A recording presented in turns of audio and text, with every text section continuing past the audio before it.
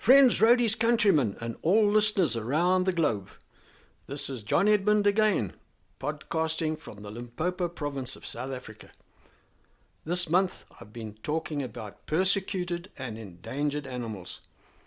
Every one of these animals, no matter how big, no matter how small, every one is so important for our ecology, which is likened to the health of our beautiful world. This week I'm going to talk about a very endangered animal called a pangolin. In Afrikaans, itemagoch, and many different names in African languages. It's also known as a scaly anteater. This is the most trafficked animal in the world and is fast diminishing, and I'll tell you why later. These unusual animals occur in Asia and in 15 countries of sub-Saharan Africa. And the reason they are so unusual is that they are the only animals in the world that have scales. And no, they are not reptiles. They are warm-blooded animals. There are about 3 or 4 species in Asia, and here in southern Africa there are about 4, namely the white-bellied pangolin, the black-bellied pangolin, the ground pangolin, and the giant ground pangolin. I won't go into the genera and scientific names, but they are the family Mannidae. To describe a pangolin, I would say it looks in shape like a miniature dinosaur. It mainly walks on its hind legs, but sometimes on all fours, and has a small pointed face with no external ears. Its tail is broad, long, and powerful. This is used for climbing trees and when there's fighting among the males. The upper body and the tail are covered with hard, sharp scales, which are made of keratin, as I said, the same as fingernails. Their scales overlap like tiles or slates on a roof, and actually remind me of pine cones, even in color. Each scale develops from a separate flap of skin, and as they wear out, they are replaced, like crocodile's teeth. Throughout the pangolin's life, they have the same amount of scales. These scales make up 20% of its weight, which, depending on the species or subspecies, ranges from 1.5 kilograms to 33 kilograms. That is 3.5 to 73 pounds. They grow to a length of about 1 meter, that's about 3 feet. This harmless little creature has no teeth, but it has a long tongue like a chameleon, which can, depending on the animal's size, be as long as 40 centimeters. This tongue is connected to its pelvis and is covered in mucus, onto which ants and termites stick when, as the name implies, it feeds on ants. The scaly anteater. The food goes into the pangolin's gizzard-like stomach, which contains sand and small stones. That, with the movement of the body, helps digest the prey. The natural lifespan of this little creature is quite long, 12 to 15 or 20 years. That is, if it does not get killed or poached, which I will describe and discuss later.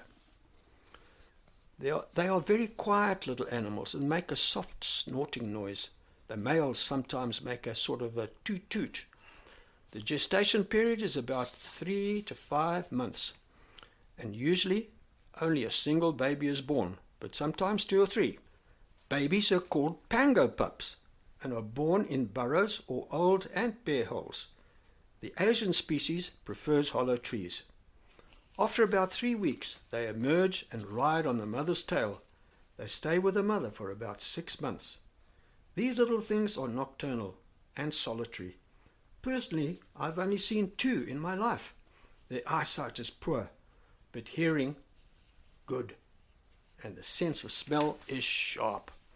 A strange thing about the pangolin behavior is that, like some birds, they allow termites to get under their scales, as some birds do, under their feathers. These insects eat away parasites, and after a while, these little beasts go down to a river and roll around in the water and have a bath and flush out the insects, just like a bird does in a bird bath. The pangolin's underbelly is quite tender, with a few hairs, but it does not seem to be susceptible to insect bites. You might ask, why are they called pangolins? Well, pangolin is a Malayan word for roller. And why roller? Well, when it's threatened, it rolls itself into a ball and clasps itself together with its powerful tail. Very difficult to unroll. Its sharp scales protect it from predators, and in Africa they are hunted by lions, leopards, and hyenas. And when threatened, they sometimes give off a pungent smell like skunks do, but they don't actually spray. But of course, their biggest predator is man. You see, the demand for their scales and meat in China and Vietnam is driving them to extinction.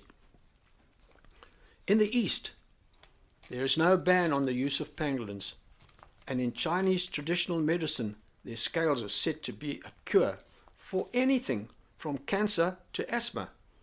The scales are boiled from the body of the poor little creature, and the meat is a delicacy and is believed to be good for kidney function. The scales are also used in fashion, necklaces and the like.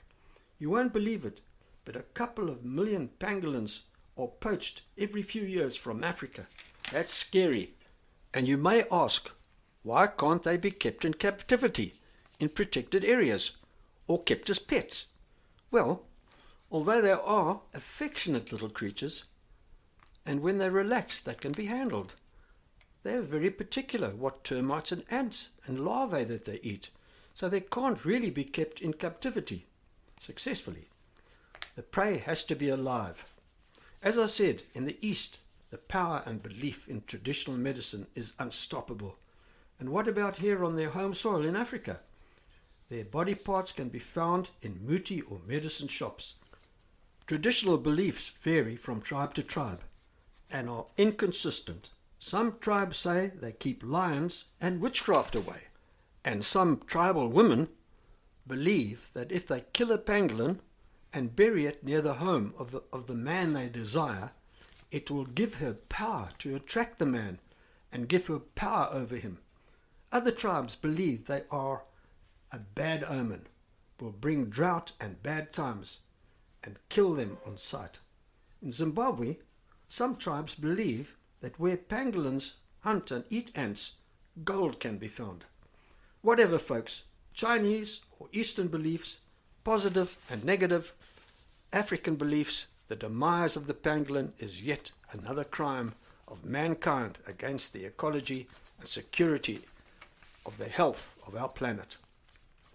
If it goes extinct, termites and ants will not be naturally contained, as they should. It might seem small and insignificant, but it would be a huge loss of a most beautiful, unusual, peaceful, useful, vulnerable, and unique creature of our planet.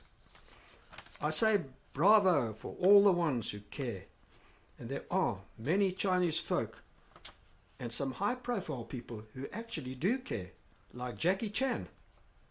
My humble contribution to the cause is all I can say in words and music, with my song Stand for the Pangolin. Keep going, all you passionate conservationists. Together we might raise awareness and stop the senseless killing of the pangolin. I'll be signing off now and talk again next week. Till then, keep an eye on my website. Don't forget to like and subscribe to my YouTube channel.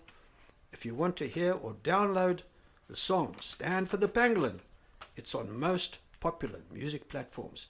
In the meantime, stay safe. May peace be with you. Cheerio, tot ziens, salagashli, and very importantly, Svakanaka.